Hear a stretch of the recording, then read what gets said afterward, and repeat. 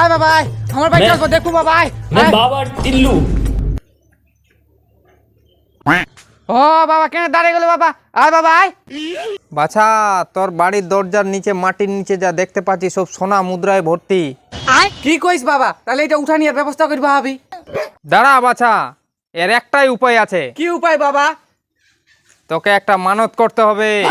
তোর 1 কিলো চাল আর 40 টাকা তোকে নিয়ে আসতে হবে। ঠিক আছে বাবা, তাহলে আমি নিয়ে আসছু। এই যে লে বাবা। চাল তো আনলি, ভালো কথা, কিন্তু টাকাটা কই? চালের নিচে আছে দেখে।